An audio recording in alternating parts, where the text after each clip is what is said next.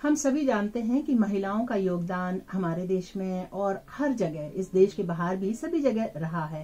तो मैं जानना चाहूंगी, क्या इस प्रकार की कुछ और कहानियां हमारे इर्द गिर्द हैं जहां महिलाओं ने अपने योगदान से इसी प्रकार से और जो कवि बने हो, जो अपने आप में महान हुए हो, जिन्हें महिलाओं ने धिक्कारा हो और वो उस धिक्कार को पाकर उससे प्रेरित होकर अपने आप में एक महान कवि बन गए हो? बिल्कुल। कर्नाटका के एक कवि हैं जी, कर्नाटका के एक कवि हैं, आपने सुना होगा, जिसमें कि एक श्री कृष्ण करणामृत है, या ये आम एक श्लोक है, करारविंदे न पदारविंद जी, मुखारविंदे विनिवेशयन्तम् वटस्य पत्रस्य पुटे शयनम बालम मुकुंदम मनसा स्मरन्।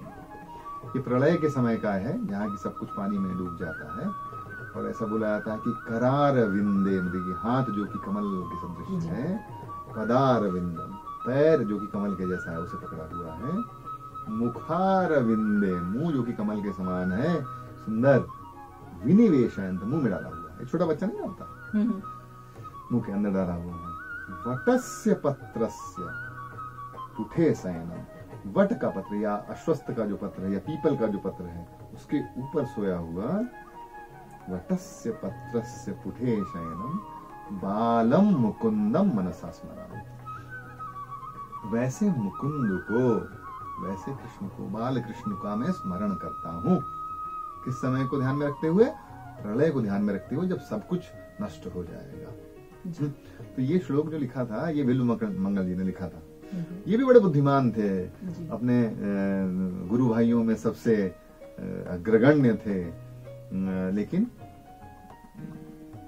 बोलते ना कि आसक्ति थी कुछ महिलाओं में, तो भिक्षा मांगने जाते थे।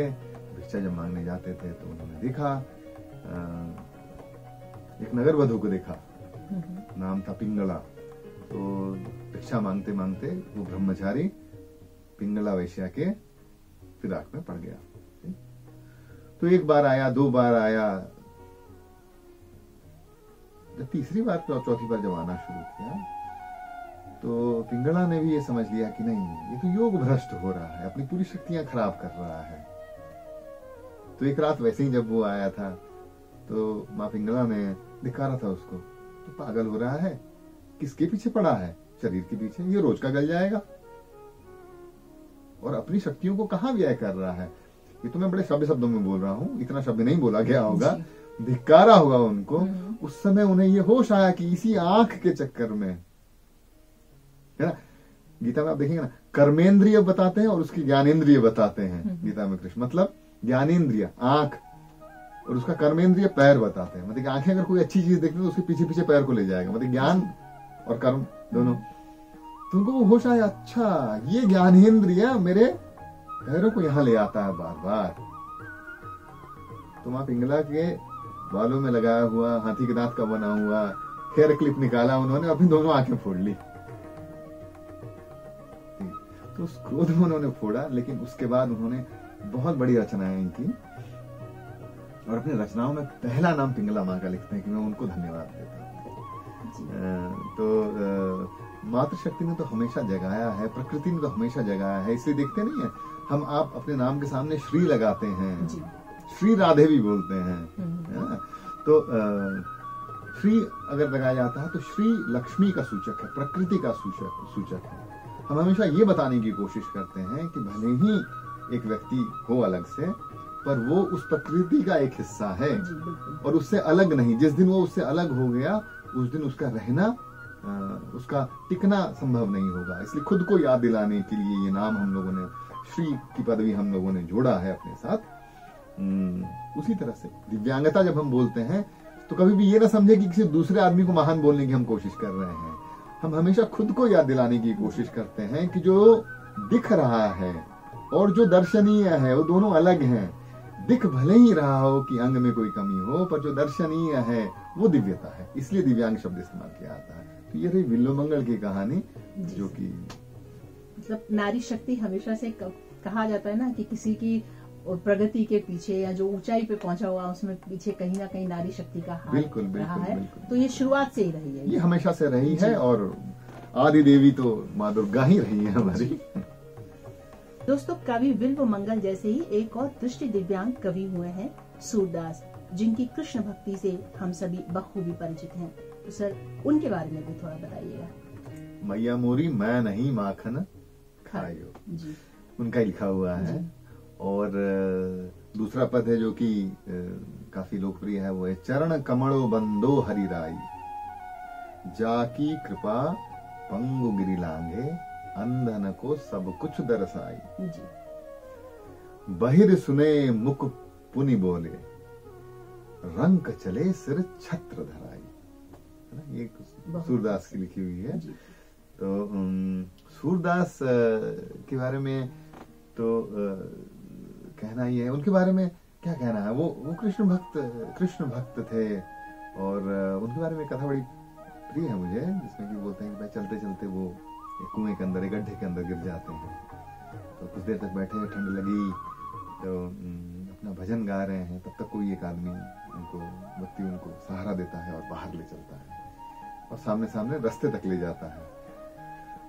घूंगर की आवाज से, मोर मुकुट की हवा से और सुगंध से माखन की, सूरदास को पता चल जाता है कि कृष्ण आए हैं, बाल कृष्ण आए हैं। तो उन्हें पकड़ने की कोशिश करते हैं सूरदास, तब तक कृष्ण निकल लेते हैं वहां से। तो एक पद बड़ा प्यारा बोला उन्होंने कि बोलते हैं, हाँ, सूरदास बोलते हैं कि हाथ छुड़ा कर जाते हो, हाथ छुड़ा कर जाते हो, निबल जान कर मोए, हृदय से तुम जा सको तो सबल जानू में तो। बड़ा प्यारा पद है, सूरदास जी का बोला हुआ है। और बस अंग नहीं थे, लेकिन उस दिव्यता से जुड़े हुए थे, इसलिए मुक्त हो गए। तो जरूरी नहीं है कि हमारे पास बिल्कुल जैसा तथा कथित मॉडल वाली शरीर हो, बुद्धि कुशाग्र हो, जरूरी बिल्कुल नहीं है। अगर भक्ति रहे, कृपा अगर रहे, गुरु कृपा, तो बिल्कुल सब कुछ संभव है। इसी दिव्यांग कवियों में एक व्याकरणकार हुए वरदराज, छोटे बच्चे थे, एक specific learning disability, attention deficit disorder एक दिव्यांगता की श्रेणी है। तो जब वरदराज गुरुकुल में थे तो उनका पढ़ने में बिल्कुल मन ही नहीं लगता, पढ़ने में मन ही लगता, ध्यान यहाँ, अटेंशन डेफिसिट बोलते हैं, चंचल प्रकृति के थे, लेकिन बुद्धिमान थे। तो एक दिन उन्होंने तय किया कि रात को भाग जाऊंगा, गुरुकुल नहीं आऊंगा वापस, ये होता नहीं मुझसे। तो रात हुई, हर कोई सोए, दूसरे पहर में भाग लिए रात के। तो भाग लिए, तो भागते दूर हो गए। सुबह भोर का समय हो गया।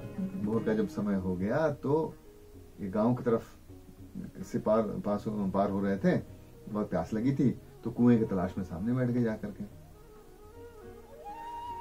गांव की ग्रामीण महिलाएं पानी खींचने के लिए आई और पानी पिलाया वरदराज को। वरदराज ने पानी पिया और पानी पीने के बाद जब वो चली गई, शांति से बैठा और सोचा कि चलो अब तो भाग गए। जब तक भागने की इच्छा थी तब तक लग रहा था कि ये नर्क है, अब भाग गए, दूर देख रहे हैं गुरुकुल, हाँ चलो भाई।